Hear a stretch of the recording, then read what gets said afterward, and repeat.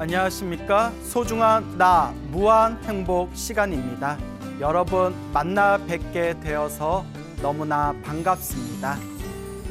요새 우리 중생들이 살아가는 게 너무 퍽퍽한 것 같아요. 세상도 너무 혼란스럽고 또 주변에 많이 힘들어 하시고 많이 답답해 하시는 분들이 주변에 참 많습니다. 왜 이렇게 인생은 힘든 걸까요?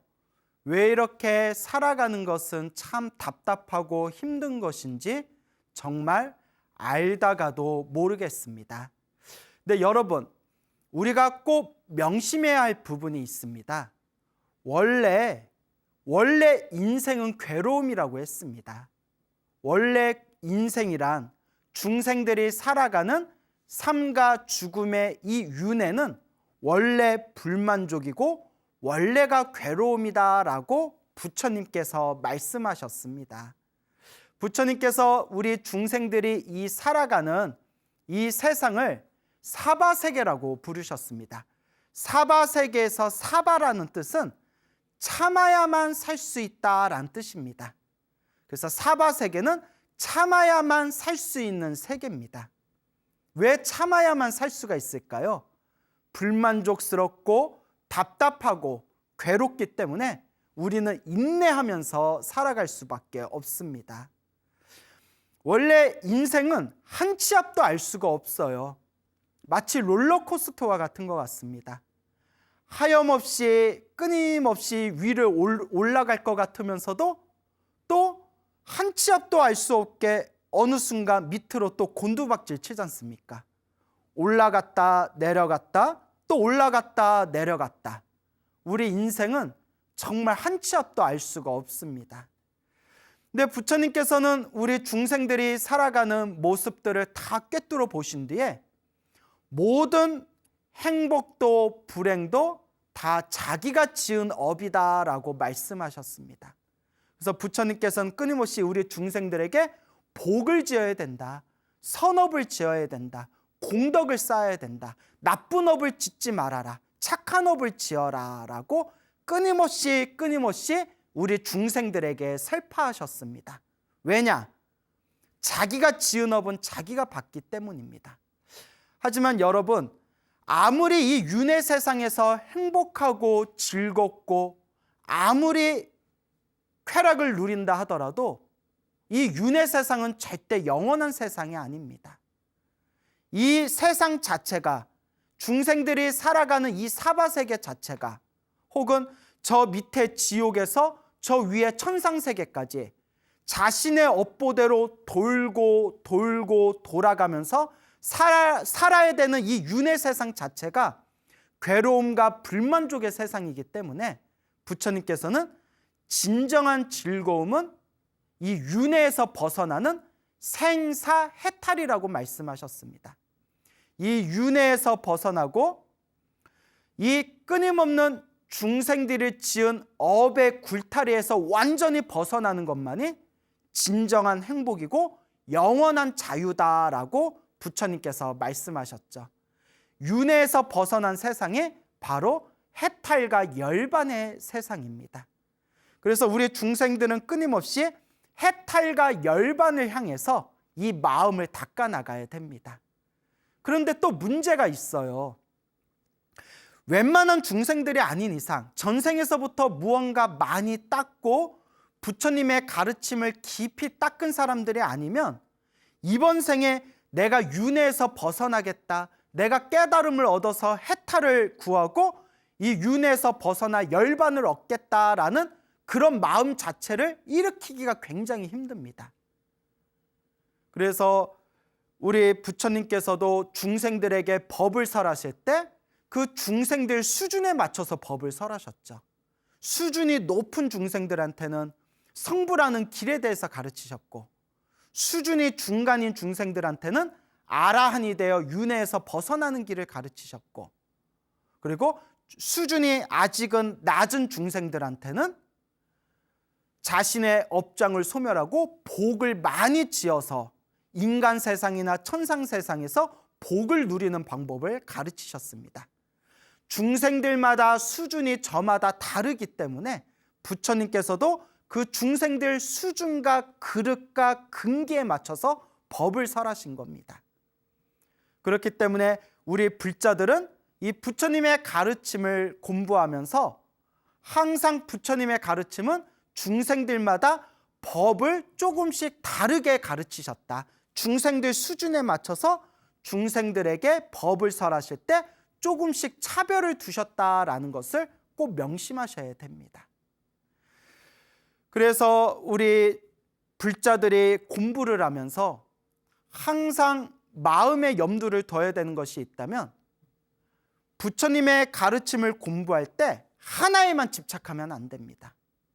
어떤 분은 금강경 하나만 평생 공부하시는 분이 있고, 어떤 분은 평생 법화경 하나만 보시는 분이 있고, 어떤 분은 평생 지장경만 보시는 분들이 있고, 그렇지만 부처님의 가르침은 그 경전마다, 그 경전을 세법하실 때마다 조금씩 그 수준과 차별을 달리 두셨기 때문에 골고루 보셔야 됩니다.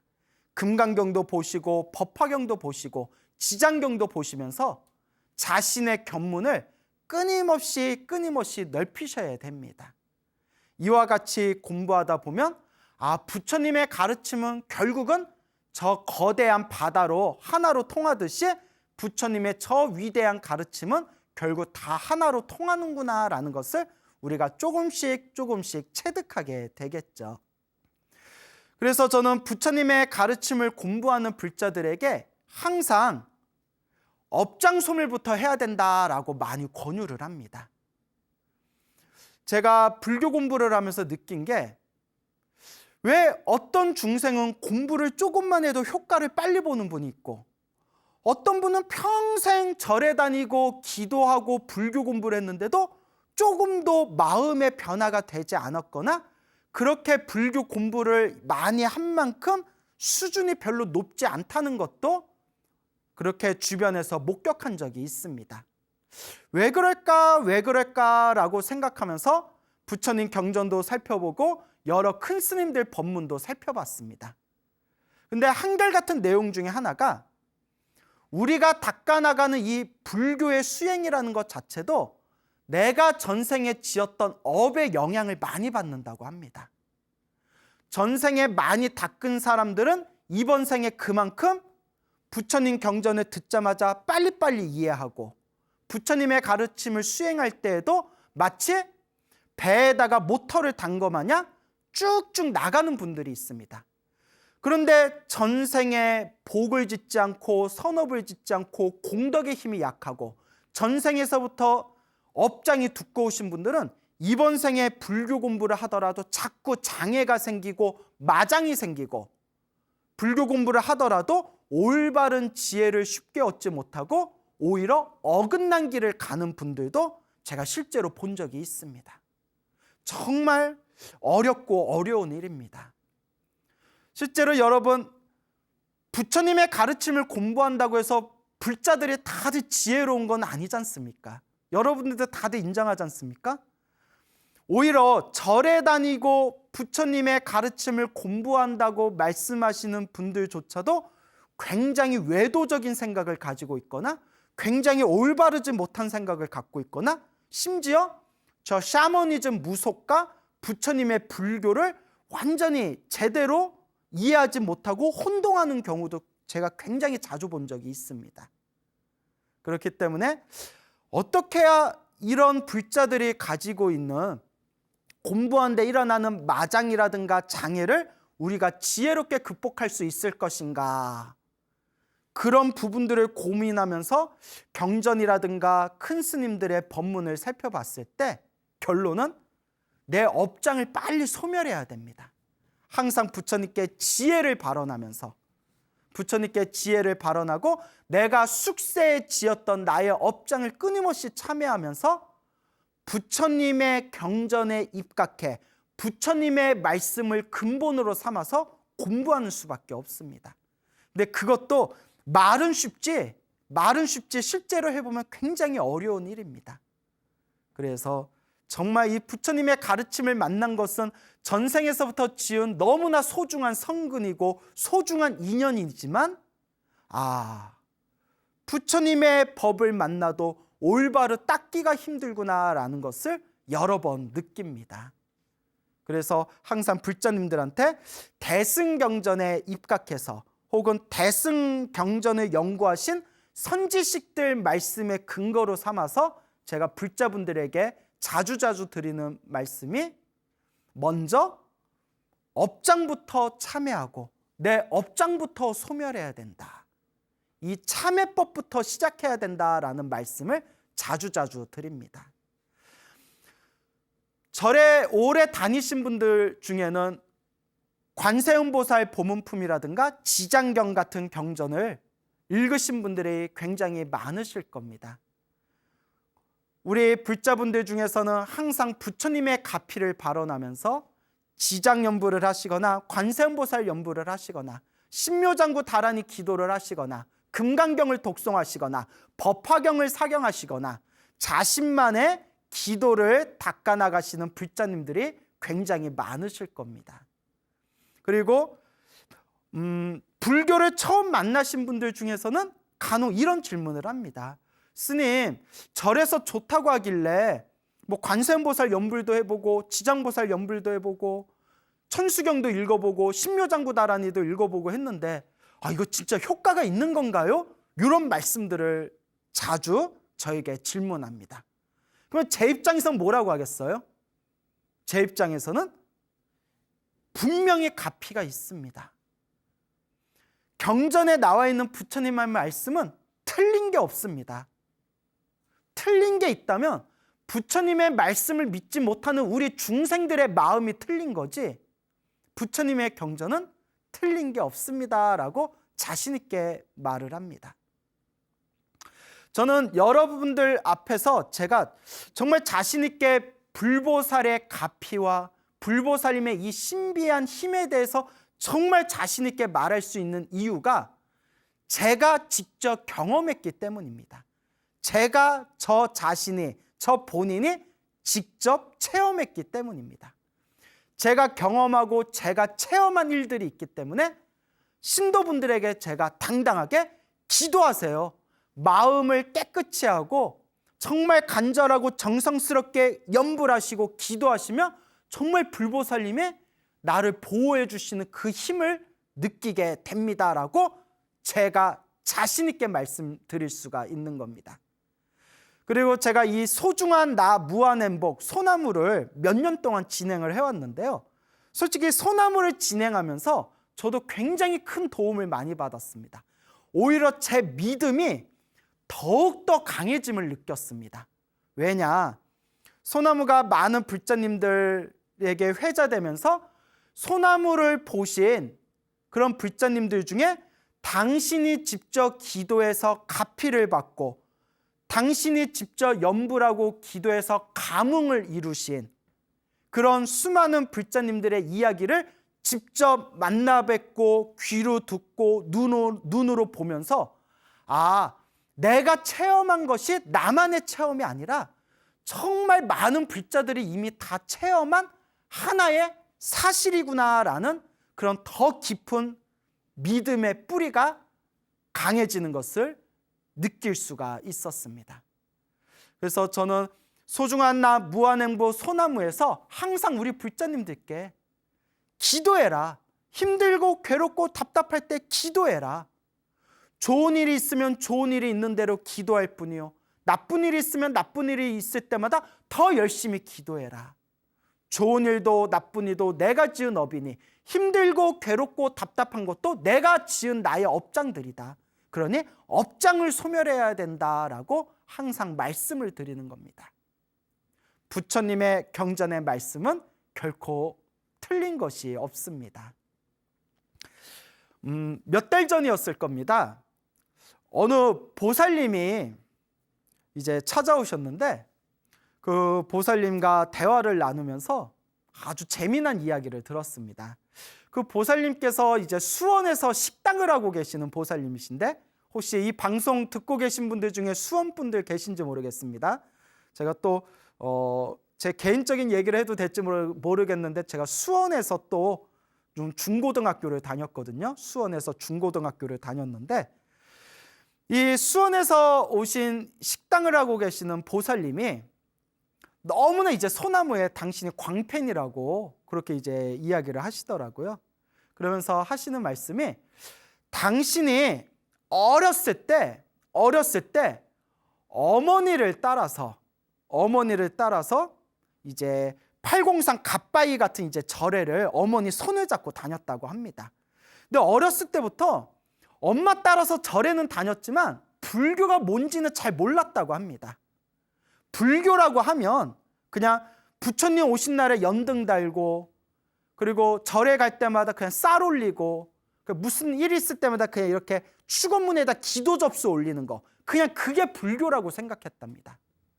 연등 달고 쌀 올리고 초 올리고 아마 옛날 신도분들 중에서는 그런 것이 불교다라고 오해하시는 분들도 많았을 거라고 생각을 합니다. 왜냐하면 이렇게 체계적인 불교 교육을 받지 못했던 시절이니까요. 그러다 보니까 불교가 무엇인지 잘 모르는 그런 상황에서 절에를 다니면서 어떻게 기도를 해야 되는지 그리고 어떻게 마음을 닦아야 된다는 건지 부처님이 우리 중생들을 위해서 무엇을 말씀해 주셨는지 그런 것들을 전혀 알지 못하고 그렇게 세월을 보내셨다고 합니다. 그러던 어느 날, 몇 년 전에 어느 날 우연히 소중한 나 무한행복 소나무를 듣게 되셨는데 처음에는 그냥 무슨 옛날 구수한 옛날 이야기를 많이 하니까 처음에는 그냥 재밌으셔서 보셨대요. 아유 그 스님 말씀 재밌게 하네 뭐 이러면서 그냥 재밌어서 보다가 자꾸 보면서 점점 불교가 이런 것이구나 라는 것을 조금씩 이해를 하시게 되었다고 합니다. 불교가 이런 것이구나. 그래서 소중한 나 무한행보 소나무를 통해서 점점 인과 업보가 무엇인지 인과법이 무엇인지 인연법이 무엇인지 왜 선업을 지어야 되는지 왜 공덕을 쌓아야 되는지 왜 악업을 소멸해야 되는지 왜 나쁜 업을 지으면 안 되는지 그리고 어떻게 기도해야 되는지 기도가 정말 중요하구나라는 것을 소나무를 통해서 조금씩 이해를 하시게 되었다고 합니다. 그래서 보살님이 소나무를 통해서 이제 본격적으로 열심히 기도를 시작하셨답니다. 그래서 제가 평소에 어떤 기도를 하셨습니까? 하니까 천수경 사경을 많이 하셨대요. 천수경 사경을 많이 하셨고 그리고 평소에 식당 일을 하시니까 식당에서 이제 일을 하실 때마다 항상 하루 종일 관세음보살을 놓치지 않으려고 자꾸 애를 쓰셨대요. 마음속으로 항상 관세음보살. 천수경 사경을 틈틈이 하시면서 매일매일 그렇게 관세음보살 연부를 하셨다고 합니다. 그런데 보살님께서 하시는 말씀이 놀랍게도 정말 기도를 꾸준히 하다 보니까 마음이 점점 편안해지는 걸 느낄 수가 있었다고 합니다. 그래서 우리 불자님들께 제가 항상 말씀드리지 않습니까? 기도를 하면서 얻게 되는 가장 큰 효과 중에 하나가 일단 무엇이 편안해진다? 마음이 편안해진다. 마음이 점점 편안해지는 것을 느낄 수가 있었다고 합니다. 그래서 이 보살님이 그렇게 매일매일 기도를 해 나가던 어느 때였다고 합니다.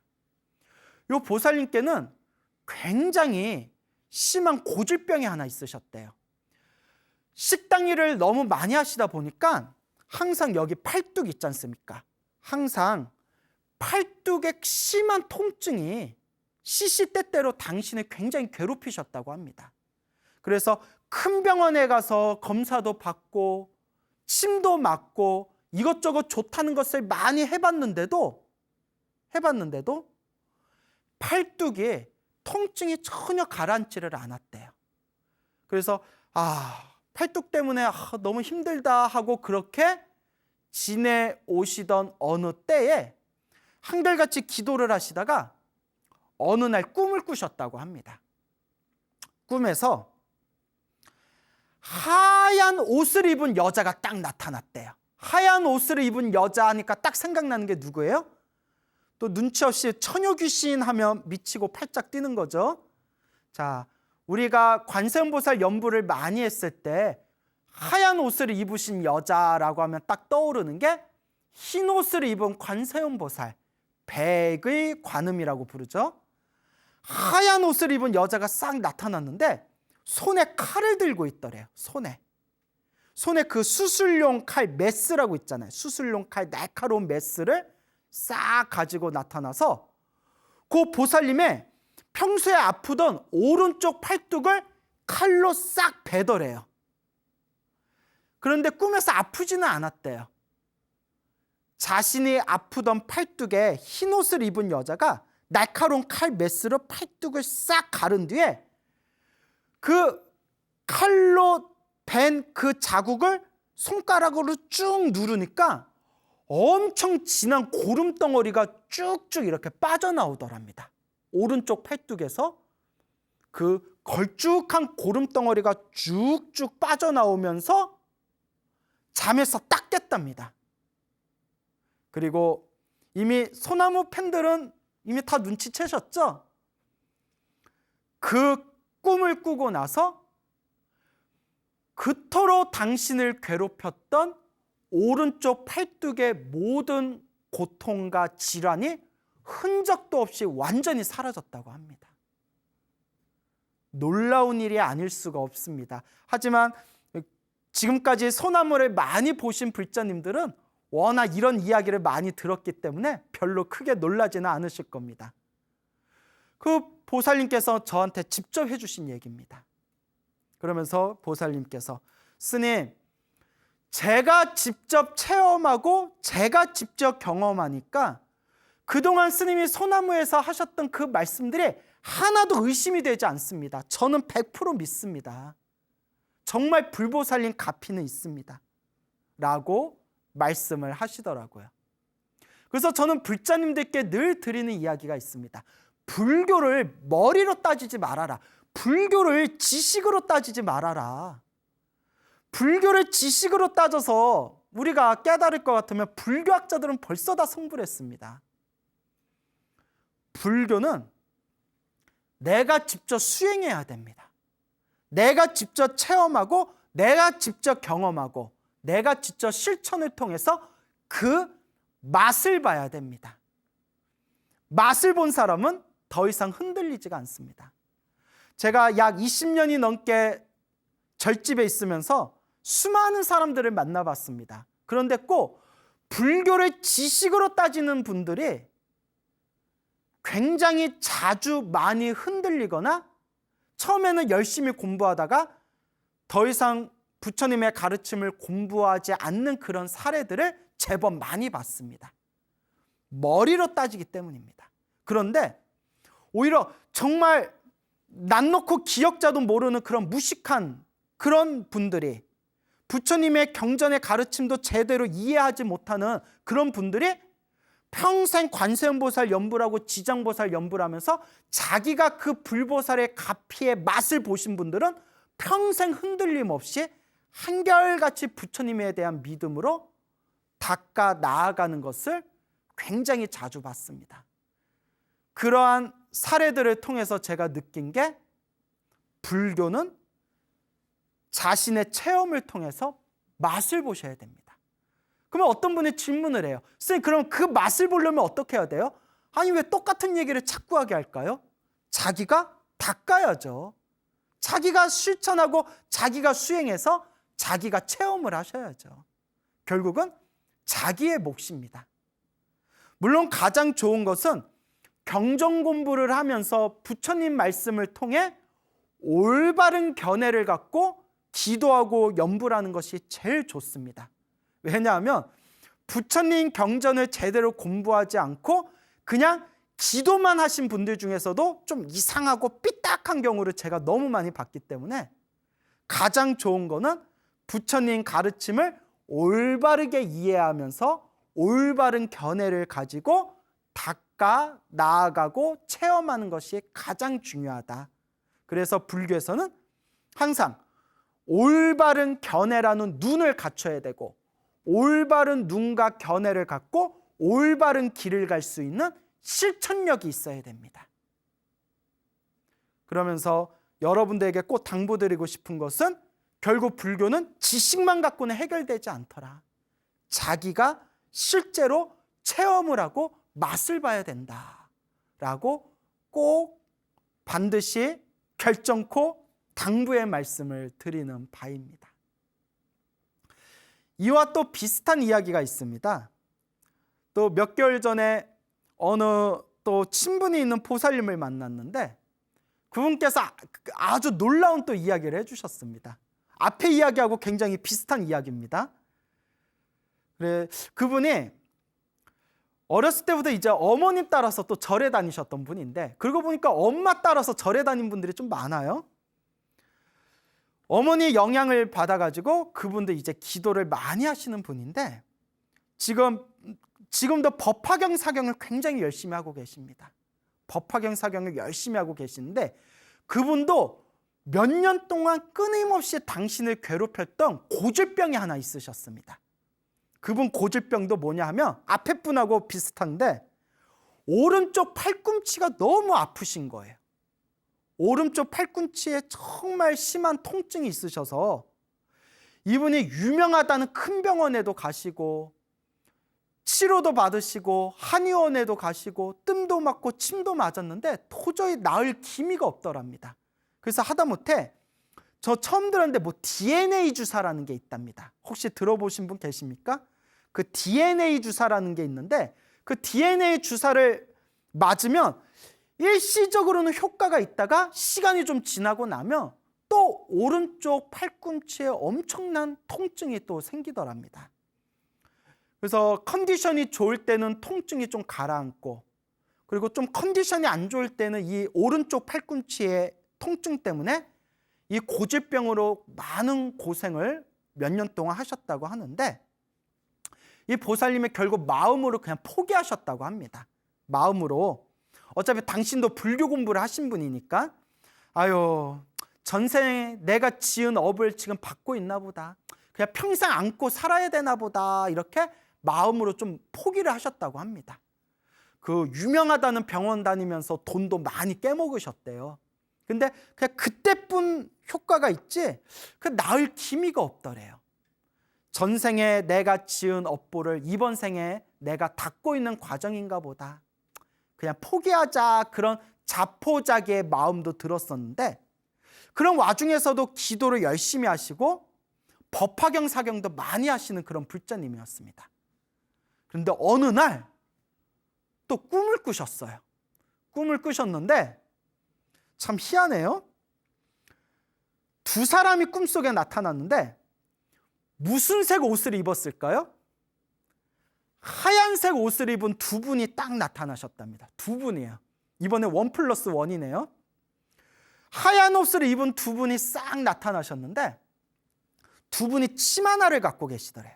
침 하나를 갖고 있는데, 이 보살님이 꿈속에서 자기가 누워있는데, 누워있는 자기의 오른쪽 손가락, 가운데 손가락, 이거 어떻게 가운데 손가락 보여줄 수가 없네요.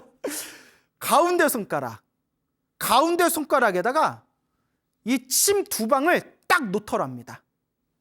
하얀색 옷을 입은 두 분이 쓱 침을 들고 나타나서 누워 계시는 보살님의 오른쪽 가운데 손가락에 침 두 방을 동시에 딱 놓는데, 꿈속에서도 얼마나 아프든지 으악 소리가 나더랍니다. 너무 아프더래요. 꿈속에서도 정말 침으로 후벼파는 것처럼.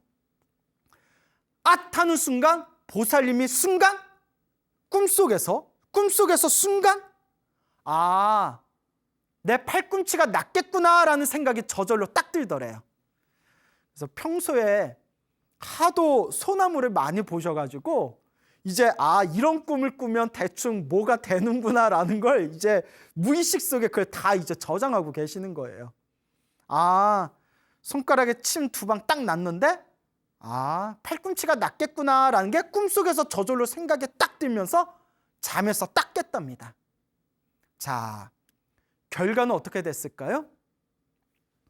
그 꿈을 꾸고 나서 팔꿈치의 그 통증이 흔적도 없이 사라져서 몇 달이 지난 지금도 전혀 단 한 번도 재발을 하지 않았다고 합니다. 정말 놀라운 일이 아닐 수가 없습니다. 하지만 평소에 소나무를 많이 들으신 불자님들께서는 항상 이런 말을, 이런 이야기를 너무 많이 들으시고 이런 패턴들을 다 이해하시기 때문에 아마 별로 놀라지 않는 분들도 계실 겁니다. 근데 저는 때때로 생각해 봅니다. 이런 제 주변에 이러한 가피를 받으신 불자님들의 이야기를 들으면서 과연 관세음보살님, 지장보살님의 가피가 없다고 어떻게 말할 수 있겠는가? 그래서 이런 불자님들의 소중한 이야기를 들으면서 제 마음의 믿음이 더욱 강해지는 것을 제 스스로가 경험하게 되었습니다. 그래서 많은 불자님들에게 제가 항상 권유를 합니다. 힘들고 괴롭고 답답한 일이 있을 때 본인이 닦아야 된다. 관세음보살을 불러도 좋고 지장보살을 불러도 좋고 금강경을 독송해도 좋고 법화경을 사경해도 좋고 가장 중요한 것은 어떤 기도를 하든 한결같은 마음으로 간절하게 꾸준하게 정성스럽게 닦아 나갈 뿐이다. 그리고 불자님께 제가 늘 드리는 이야기가 있습니다. 똑같이 기도를 했는데도 효과를 빨리 보는 경우도 있고 똑같이 기도를 했는데도 효과를 더디게 보는 경우가 있습니다. 제가 늘 여러분들께 말씀드리죠. 전생에 지어놓은 복이 많으면 기도를 하더라도 효과를 빨리 보는 경우가 있고 전생에 업장이 두꺼운 사람일수록 기도를 열심히 해도 효과를 더디게 보더라. 그리고 아무리 기도를 열심히 해도 안 될 때는 안 됩니다, 여러분. 이거는 굉장히 중요한 겁니다. 중생들은 과거 전생에서부터 지어놓은 업보와 서로 맺어놓은 인연의 끈들이 너무나 두껍고 강하고 끈질기기 때문에 웬만한 인간의 노력이나 웬만한 인간의 기도로는 바꿀 수 없는 나의 정말 처절한 업보와 숙제와 빚이 있습니다. 정말 이게 미치고 팔짝 뛸 일입니다. 모든 불자님들이 기도를 조금만 해도 효과를 다들 크게 보신다면 제 마음이 얼마나 행복하겠습니까? 수많은 불자님들이 기도하는 족조 눈에 보이듯이 업장 소멸이 쫙쫙 된다면 제 마음이 얼마나 기쁘겠습니까? 그런데 그런 법은 없습니다. 우리는 과거 전생에서부터 시작 없는 저 옛적 윤회에서부터 알고 지었건 모르고 지었건 내가 지은 그 업보의 끈들이 너무나 끈질기기 때문에 좀 빨리 소멸되는 업보도 있고 좀 늦게 소멸되는 업보도 있고 징글징글하게 끝까지 나를 박박 긁고 나를 힘들고 괴롭히는 업보가 분명히 있더라고요.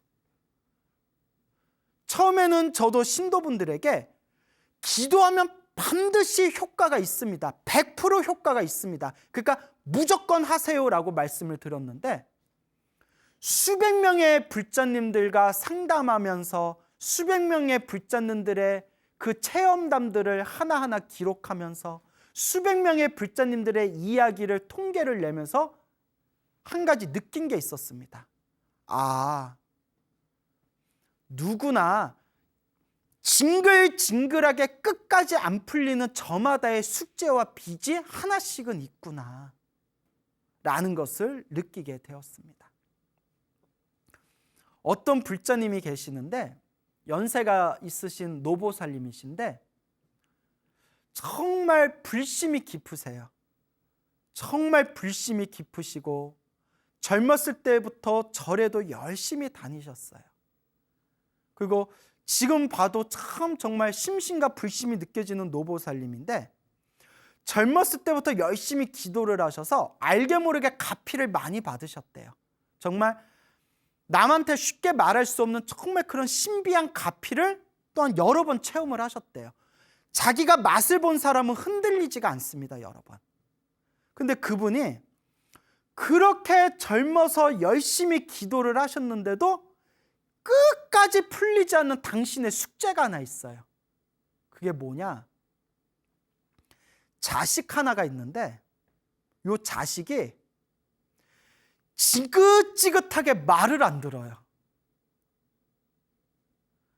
자식이 하나 있는데 다른 거는 기도해가지고 정말 많은 가피를 받았는데 이 자식만큼은 징글징글하게 끝까지 당신의 속을 후벼 파는 거예요.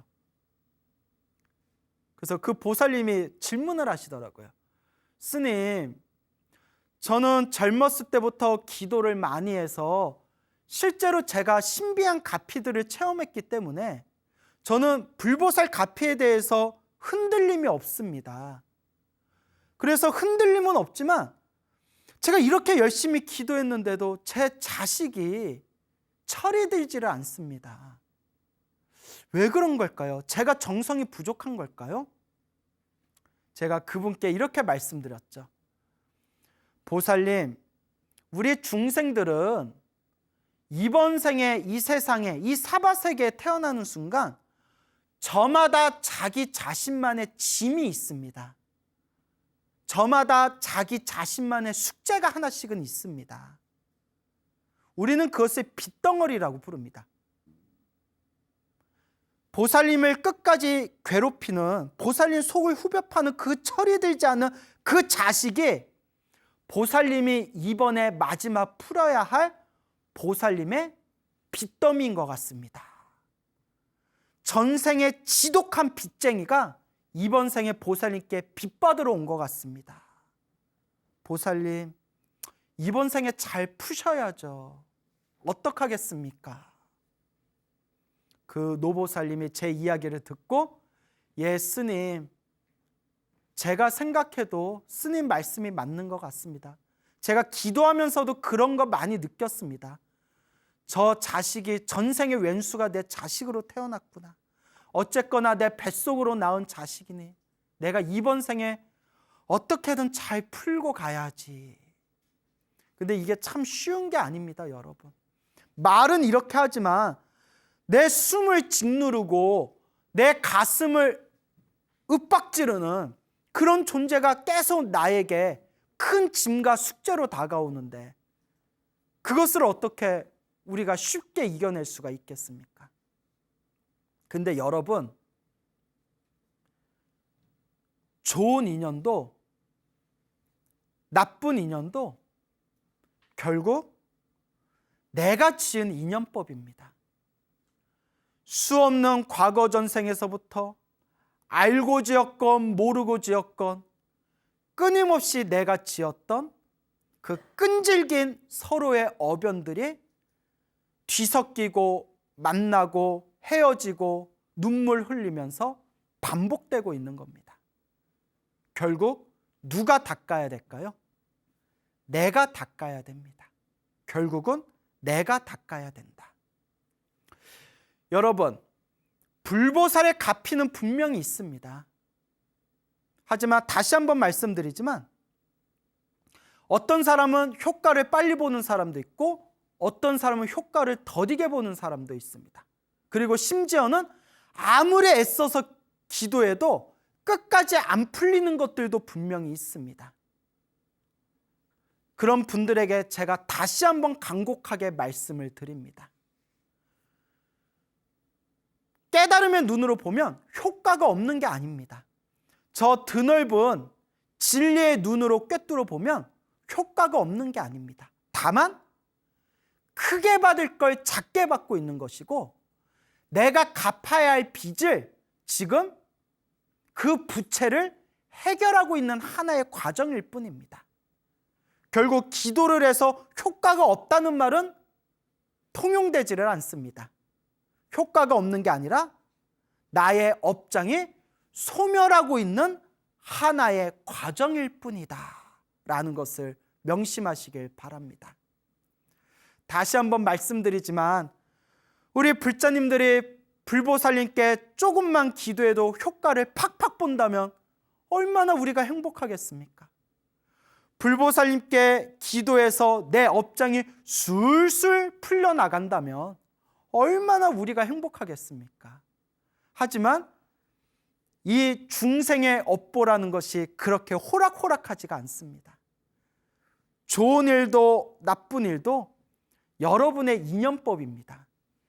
행복도 불행도 여러분들의 인연법입니다. 그러면 그 인연은 결국 누가 지은 걸까요? 내가 지은 것이고 나의 몫입니다.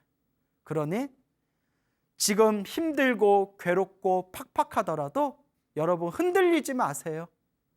분명히 지금 내가 열심히 기도하고 복과 선업과 공덕을 짓는다면 분명히 좋은 날이 올 겁니다. 그리고 지금 힘들고 괴롭고 답답한 것 자체가 내가 지은 나의 숙제와 나의 업장을 소멸하고 있는 하나의 좋은 과정이라고 믿음을 가지시기 바랍니다. 항상 여러분들께 불보살님의 가피가 함께 하시기를 축원드리겠습니다. 여러분, 행복해지고 싶습니까? 행복한 삶을 창조하고 싶습니까? 복을 지으십시오. 선업을 지으십시오. 공덕을 쌓으십시오. 복과 선업과 공덕의 힘이 여러분들을 진정한 행복의 길로 이끌어 줄 것입니다. 오늘 여기서 마치겠습니다. 여러분 성불하십시오.